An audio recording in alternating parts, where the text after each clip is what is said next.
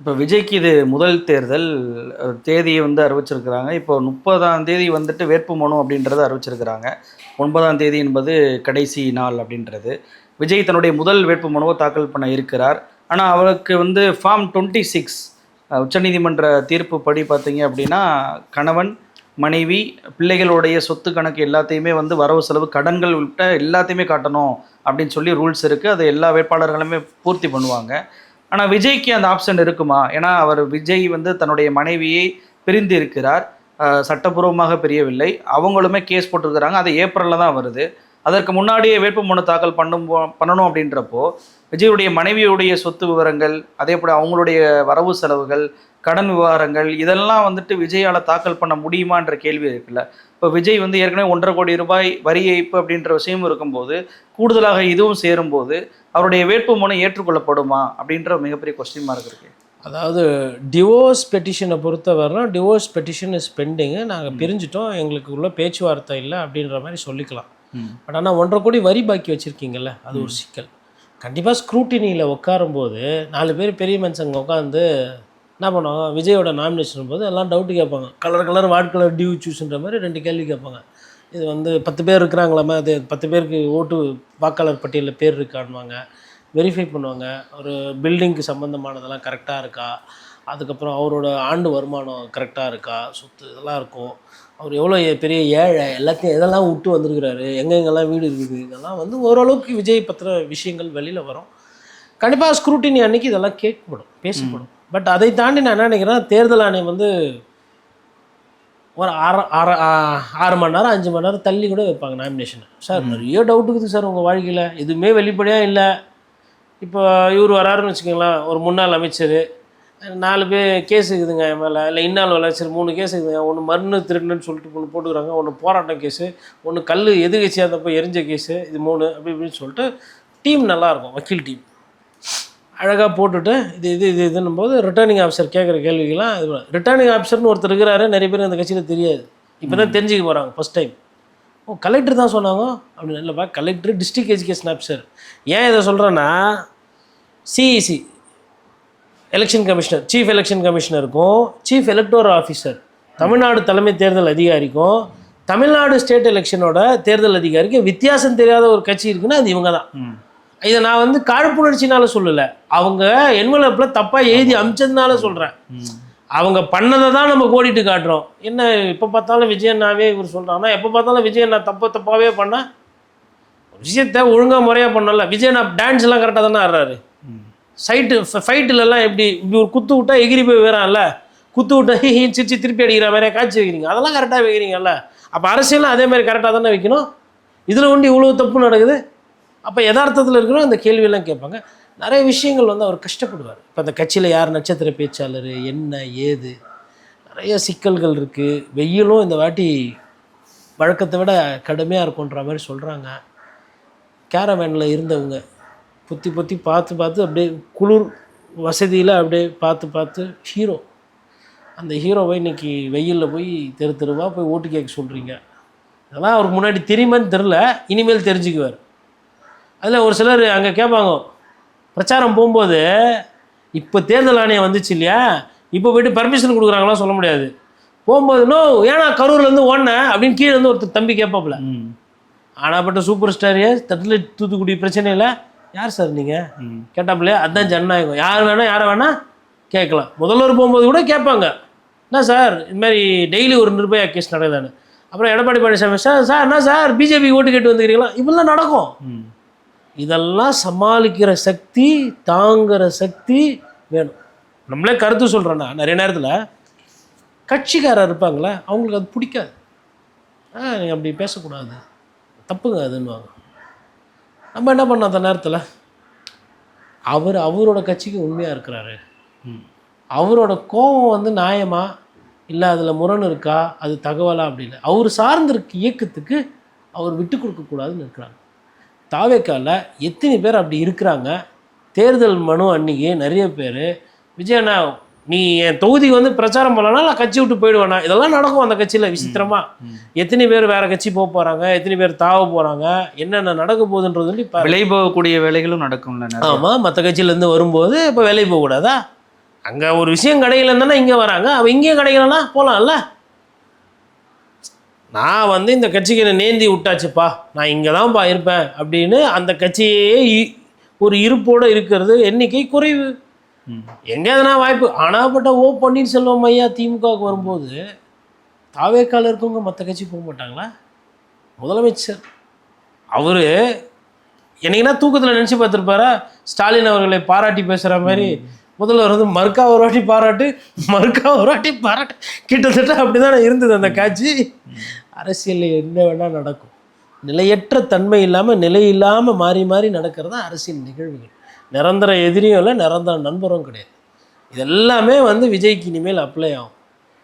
விஜய் கட்சியில் இப்போ ஒரு எடுத்துக்காட்டுக்கு சொல்கிறேன். இவ்வளோ நாள் வந்து சொல்லிக்கிட்டே இருந்திருப்பாங்க, சார் இதை பண்ண இது பண்ணணும் செய்யலாமா சார், செய்யணும் சார், தோற்று போயிடும் சார் அப்படின்வாங்க கூட இருக்கிறவங்கள. இன்னும் தோற்று போயிடுமா அப்படின்னு. நேற்று வரலாம் அண்ணன் விஜய் அண்ணன் அப்படி இப்படின்னு இப்போ தோற்று போயிடும். ஆமாம் தோற்று போயிட்டுன்னா அதுக்கப்புறம் என்ன? நானும் தோற்று போயிட்டு நீயும் தோற்று போயிட்டு உனக்கு என்ன இது இருக்குது சார்? ஒரு தலைவன் மேலே எங்கேருந்து சார் மதிப்பு மரியாதை வருது? நடந்துக்கிற விதம் நடத்த. விஜய் என்பது பெயர் இல்லை, செயல். விஜய் என்பது செயலாக சினிமாவில் பார்த்தாங்க, படம் ஓடிச்சு. தேர்தலில் விஜய் வந்து செயலாக மாறல, படம் ஓடல தேர்தலில் அப்படின்னா உச்சி விட்ருவாங்க. இந்த நடிகர், நான் உச்சக்கட்ட நடிகர், எல்லாத்தையும் தூக்கி போட்டு வந்தேன் அதனால் எனக்கு ஓட்டு போடுங்கலாம் கேட்க முடியாது. ஊருக்கு தண்ணிக்குன்னா இது கொடுப்பேன், குழா தண்ணி வரல, கண்மாயில் வந்துட்டு வரல, விவசாயம் பண்ண முடியல, என் ஊர் பிரச்சனை உனக்கு புரியுமா புரியாது? ஏன் இவர் வரமாட்டாரா இங்கே ஓட்டு கேட்டு? இதெல்லாம் கேட்பாங்க கிராமத்தில். நீ வந்துட்ட விசிலுக்கு நிறைய போடுறோம். அது இன்னொன்றுத்தில் அப்புறம் தேர்தல் எதுவுமே கவனிக்கலை, இலைக்காரங்க வந்தாங்க, உதயசூரியன் வந்தாங்க, எல்லாம் பார்த்தாங்க, நீங்கள் எதுவுமே பண்ணலாம் ப்ரோ, நாங்கள் சாங் போட்டு டான்ஸ் ஆடுவோம் ப்ரோ. அப்புறம் ஊரில் இருக்கிறவங்களாம் சாங் போட்டு டான்ஸ் ஆட்டு அப்புறமா கவனிப்பாங்க பொழுதுன்னா சாங் போட்டு போயிடுவாங்க, செல்ஃபி எடுத்துன்னு. அப்படியா, சரி ரைட்டு போயிட்டு வாங்க. நல்லா நடக்கும், புரியுதுங்களா? ஏன்னா நீங்கள் தூய்மைன்றீங்க. தூய்மையாக இருக்கும்போது ரொம்ப அதிகமாக தூய்மையாக இருக்கிற ஆதவஜனம் எதுக்கு உங்களுக்கு? தூய்மையான வியாபாரம் பண்ணுறவங்க, தூய்மையே அமாம் சோப்புலேயே குளித்து தூய்மையாகவே வளர்ந்த ஐயா செங்கோட்டையனு, வாச்சாத்தி வழக்கு, டிரான்ஸ்போர்ட்டு அவர் இருக்கிறார், இன்னொரு தூய்மை சக்தி.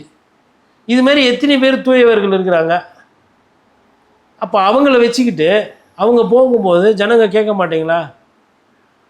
எல்லாம் இருக்குது, நடைமுறை பிரச்சனைகள் நிறைய. இப்போ இந்த பிரச்சனை எல்லாம் திமுகவுக்கு இருக்காதா, அதிமுகவுக்கு இருக்காதா, நாம் தமிழர் கட்சிக்கு இருக்காதான்லாம் அப்படி கிடையாது. நாம் தமிழர் கட்சி இதெல்லாம் பார்த்து பழக்கம் பண்ணியாச்சு. அதிமுக இதை ஹேண்டில் பண்ணி நிறைய வாட்டி ஜெயிச்சிருக்கு. திமுக இப்போ சமீபத்தில் ஹேண்டில் பண்ணி ஜெயிச்சிருக்குது. அவங்களுக்கு அனுபவமும் உண்டு, அதில் தோல்வியும் உண்டு. அனுபவன்றது ஒன்று இருக்குது. அனுபவம் பேப்பரில் எழுதி வச்சு காட்டுறது கிடையாது. வாழ்க்கையோ அரசியலையோ வாழ்ந்து அடிபட்டு அவமானப்பட்டு அசிங்கப்பட்டு அங்கேருந்து ஒரு படிக்கட்டாக எடுத்து வைக்கிறது.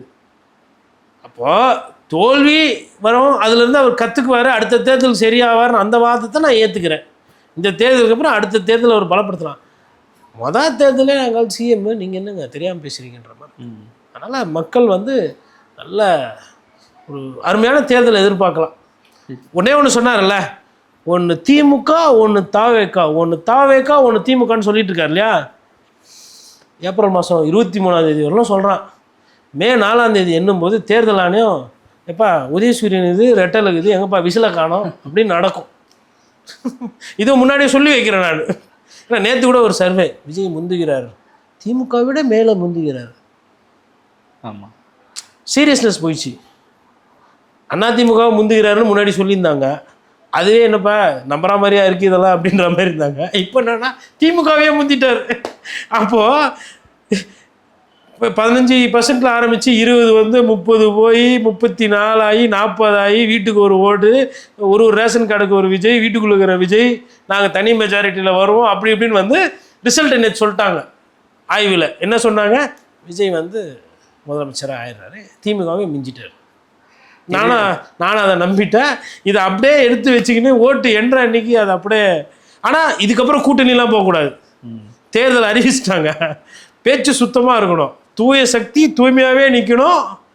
அதிமுக வந்து தோத்துட்டே போனாலும் பரவாயில்ல, இல்லை திமுக திருப்பி வந்து ஜெயிச்சாலும் பரவாயில்ல, திமுக தோத்தாலும் பரவாயில்ல, அது யதார்த்தம். நான் இவங்க சொன்னாங்க இல்லையா, ஒரு பில்டப் கொடுத்தாங்களே, இதுமாதிரி. அதனால் விஜய் வந்து விஜய் ரசிகராக எனக்கு ஒரே ஒரு வேண்டுகோள், தயவுசெய்து கூட்டணிலாம் போகாமல் நீங்கள் தனியாகவே நிற்கணும், தனித்தே நிற்கணும். உங்கள் கதை என்னதான் அப்படின்றது 4ஆம் தேதி தெரிஞ்சிடும். விஜய் அவர்கள் நீங்கள் சொன்னீங்க அனுபவம் வந்து கம்மி, அந்த கட்சியில் இருக்கும் அனுபவம் வந்து இல்லை, முதல் தேர்தலை சந்திக்க போகிறாங்க. இதனால் வரைக்கும் நடத்துகிற மீட்டிங் எதுலேயுமே வந்து அவங்களுக்கு எவ்வளோ பணம் எப்படி செலவழிக்கிறாங்கன்ற எந்த தகவலுமே சொல்லாமல் இருந்தாங்க. இப்போ மாடல் கோட் ஆஃப் கண்டக்ட் வந்ததுனால ஒரு வேட்பாளருக்கு இவ்வளோ தான் செலவு பண்ணணும் அப்படின்றப்போ மீட்டிங்க்கான செலவு, அந்த வேட்பாளர் செய்யக்கூடிய செலவுகள் அதெல்லாம் அந்த கட்சியினர் ஹேண்டில் பண்ணிடுவாங்களா? முதல்ல வேட்பு மனுவை அவங்க சரியாக ஃபில் பண்ணிடுவாங்களா அப்படின்ற கேள்விலாம் வருது. ஏன்னா கமல் புதுசாக கட்சி ஆரம்பிக்கும் போது ஒரு வேட்பாளரே வந்து வேட்பு மனுவில் தவறு விட்டதுனால தொகுதியில் போட்டியிட முடியாமல் போச்சு. அந்த கணக்கு வழக்கையெல்லாம் சரியாக ஹேண்டில் பண்ணி இவங்க வந்து போயிடுவாங்களா அப்படின்ற கேள்வி இருக்குல்ல சார்? கமல் அவர்களுக்குமே வந்து ஒரு சில சிக்கல்கள் வந்தது. ஆனால் பை அண்ட் லார்ஜ் அவங்க ஓரளவுக்கு ஹேண்டில் பண்ணிட்டாங்க. அது தாவேக்காலுமே ஹேண்டில் பண்ணுவாங்க. பிரச்சனை இங்கே என்னென்னா, தாவேக்கால நிறைய ஏழை பாழைகள் இருக்காங்க, இல்லாதப்பட்டவர்கள் இருக்காங்க. எல்லாம் என்ன நினைப்பாங்க, விஜய் அண்ணா நம்மளை ஜெயிக்க வச்சுருவார், படத்தில் காட்டுற மாதிரி விஜய் அண்ணா நம்மளை காப்பாற்றிடுவார், விஜய் அண்ணா நமக்கு ஒரு பிரச்சனைனா வந்து நின்றுடுவார் அப்படின்னு அந்த எதிர்பார்ப்பு இருக்குது. இது விஜய் அண்ணாவை பற்றின எண்ணம். விஜய் அண்ணா வீட்டிலேருந்தே வெளில வரமாட்டார்.